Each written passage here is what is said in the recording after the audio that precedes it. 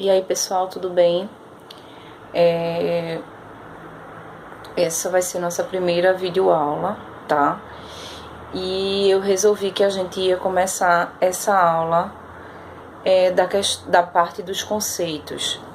Eu já consegui dar essa aula para todas as turmas, mas eu achei melhor a gente dar essa aula novamente, e é bom porque serve também de revisão, né? Se alguém faltou, se alguém não teve condições de prestar atenção.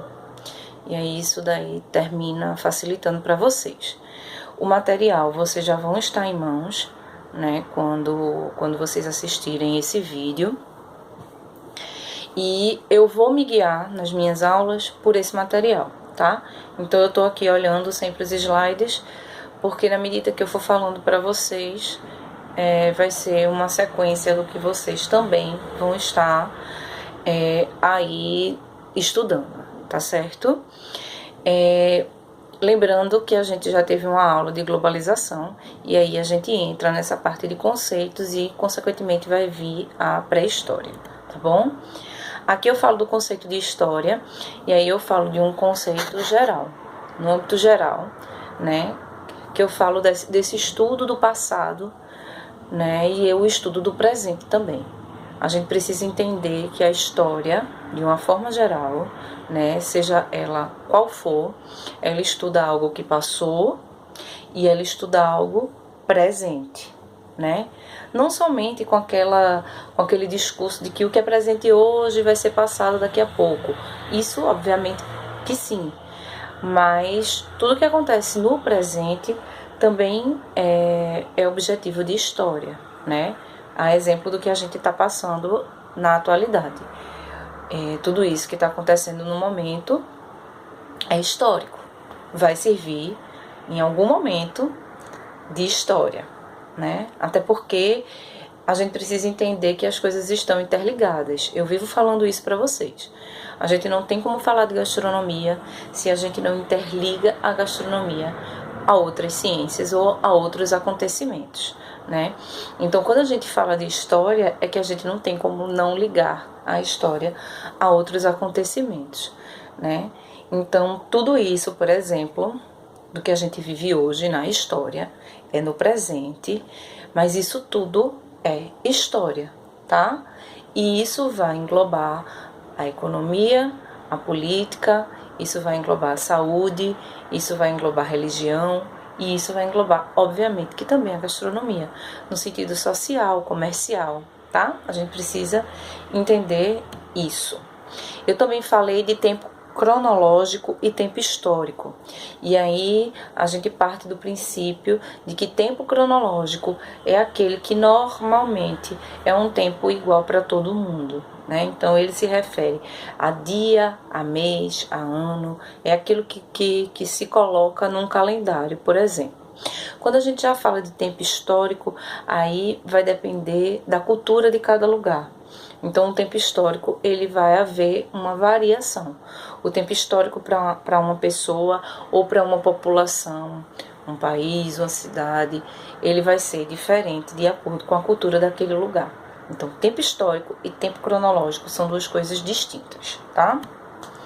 E aí a gente entra no conceito de história da gastronomia, né? No slide de vocês, eu boto que é o modo de ser e estar no mundo, é, portanto, um estilo de vida que varia de cultura para cultura. E eu termino dizendo, essas palavras não são minhas, e vocês vão ver que está entre aspas no slide, que a gastronomia é plural. Ela é plural exatamente porque ela tem essa variação de cultura para cultura. Seja cultura no sentido restrito, ou seja, a cultura no sentido amplo. Como assim, Amina? A gente precisa entender que quando a gente fala de cultura, a gente está inserindo várias situações nesse conceito, tá? Quando a gente fala de cultura, a gente fala de uma cultura histórica, a gente fala uma cultura de costumes, e a gente fala uma cultura também de acontecimentos que vão no decorrer dessa história, tá? Então, quando a gente fala de cultura, a gente precisa entender que dentro de uma cultura vai ter a questão geográfica, a questão climática, a questão da religião, que a gente sabe que está muito relacionada à gastronomia também, tá? A gente vai entender a questão da colonização, da imigração, né? De que povo está ali tomando conta daquela cultura. Então, a gastronomia, ela vai ser entendida de acordo com a cultura daquele lugar, tá? Eu falo também que a gastronomia, ela se expressa através de hábitos alimentares do povo. E a gente vai entender que, na verdade, a alimentação, ela vai fazendo com que a história se encaminhe, né? A gente vê que a evolução do homem, ela está completamente atrelada à busca pela alimentação, porque a gente também entende que a alimentação está relacionada à sobrevivência, né? Seja na pré-história, onde o homem estava o tempo inteiro em busca de se alimentar, e aí as descobertas, isso tudo a gente vai retratar, ou seja, no mundo globalizado, no mundo atual, nessa idade contemporânea, né? A primeira coisa que acontece quando a gente se vê numa situação de risco é a gente buscar alimento. É uma das coisas que a gente tem medo, é de passar fome, né? Então isso aconteceu na pré-história e isso acontece nos dias de hoje. Claro que a gente também precisa ter um bom senso de que as coisas são diferentes, né? O entendimento do homem, onde se busca esse alimento, né? São duas coisas distintas na realidade, né? No que acontece no hoje e no que aconteceu há milhões de anos atrás. Mas o que eu quero dizer é que a evolução do homem, ela vem por trás da questão de se alimentar. Então, por isso que a gastronomia, ela também se expressa através desses hábitos, tá? A origem da palavra gastronomia, ela é grega, tá? E vocês vão ver aí que eu boto que gaster significa ventre ou estômago e nomo significa lei. Então, ao pé da letra, gastronomia, traduzindo, significa as leis do estômago. Eu também boto um conceito de gastronomia aos olhos de um escritor francês chamado Brillard Savarin. E ele diz o seguinte, eu vou ler, tá? Gastronomia é o conhecimento fundamentado de tudo que se refere ao homem na medida em que ele se alimenta. Foi o que a gente acabou de falar, né?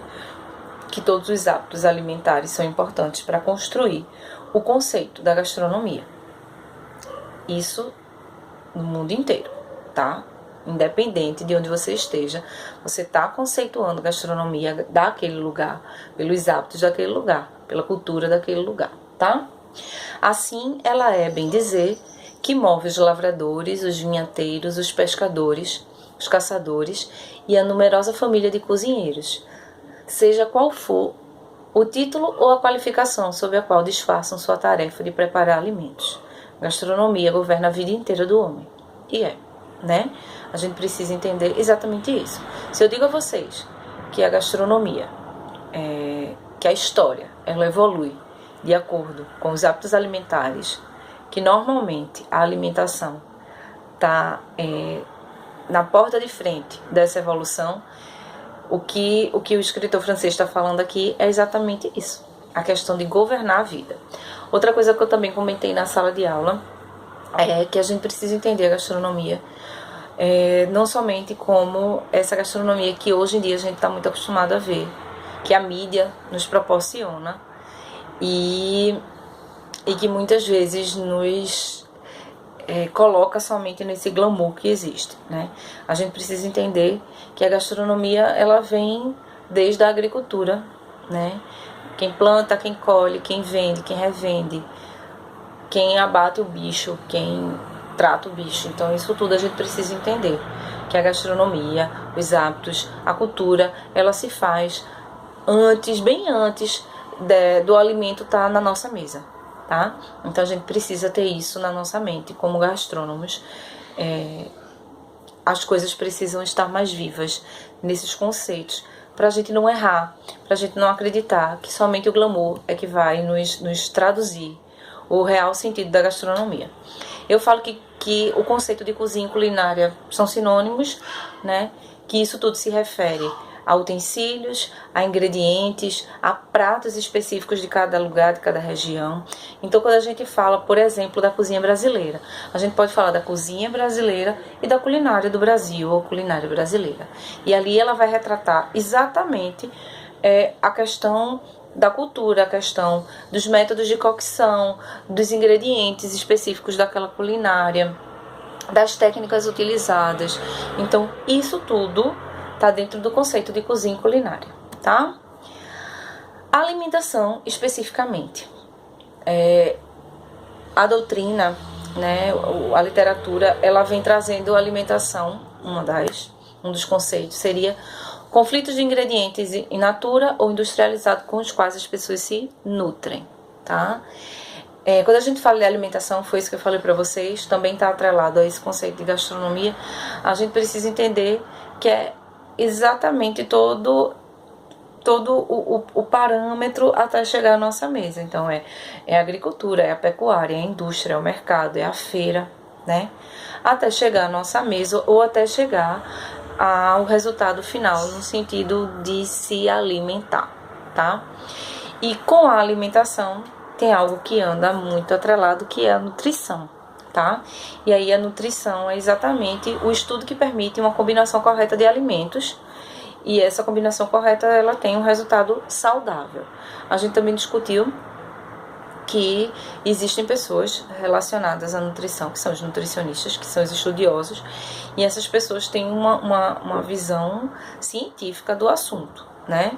A gastronomia, ela pode ter noções, mas cientificamente quem está preparado para fazer exatamente essas combinações corretas de alimentos são os nutricionistas, tá? Por isso que muitas vezes a gente anda atrelado a essa profissão, a um nutricionista. Muita gente quer fazer nutrição, muita gente termina se juntando a um colega nutricionista para que o negócio funcione de uma forma completa.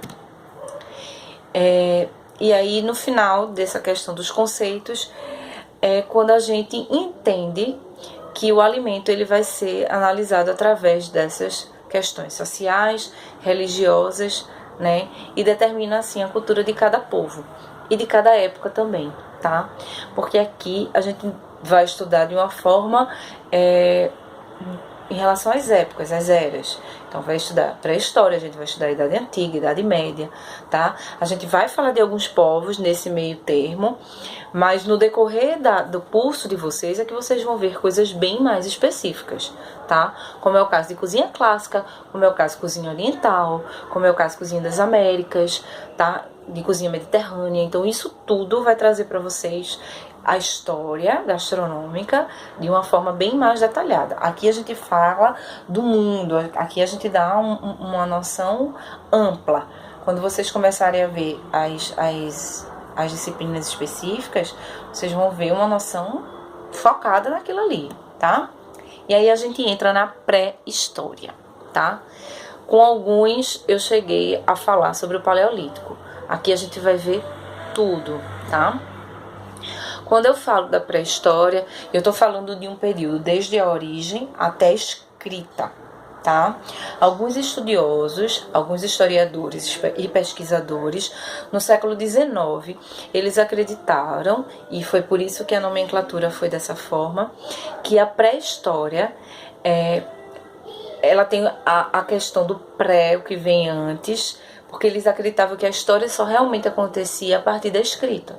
Tanto é que a gente vê que a partir da escrita, que é o final da pré-história para o começo da Idade Antiga, é exatamente quando começa. Idade Antiga, Idade Média, tá? Então vamos entender isso. A pré-história ela vai estudar exatamente o princípio da humanidade. E vocês vão ver muitos livros, inclusive em livros de ensino médio, ensino fundamental, falando sobre Idade da Pedra, né? A gente com certeza já escutou muito isso. E nessa época eles começaram a ter uma necessidade muito grande de se reunir em grupo. Era uma forma também de se defender, tá? E a partir do momento que eles começavam a se reunir em grupos, algumas normas de comunidade para funcionar aquela reunião começou a acontecer. E claro que isso, no decorrer da evolução, alguns costumes começaram também a se fazer presente. E isso futuramente vem englobando outras coisas, como por exemplo as leis, né? Normalmente as leis dos lugares, elas são embasadas nos costumes daquele lugar, tá? A gente vai ver também, a gente precisa entender que mesmo que eu esteja dando uma aula aqui, a gente precisa entender que toda essa evolução é um processo lento. Isso tudo aconteceu de forma muito gradativa. Isso não foi do dia para a noite, né? A gente vai dar meia hora, 40 minutos, uma hora de aula aqui, e não quer dizer que a gente vá, que a pré-história teve essa evolução rápida, tá, gente? Então, quando a gente fala da mobilidade, que é a forma que o homem teve de se locomover, a princípio, ele se encontra com os 4 membros no chão. Então, não era somente o pé no chão, as mãos também eram no chão. Tanto é que o formato do corpo do homem, ele também sofreu alteração, de acordo com as necessidades, de acordo com a alimentação, de acordo com a nova estrutura, tá? Então, eles tinham esses 4 membros no chão. E aí, consequentemente, eles tinham uma visão voltada somente para aquilo que a posição que eles estavam propiciava. Então, a princípio, eles eram herbívoros, tá?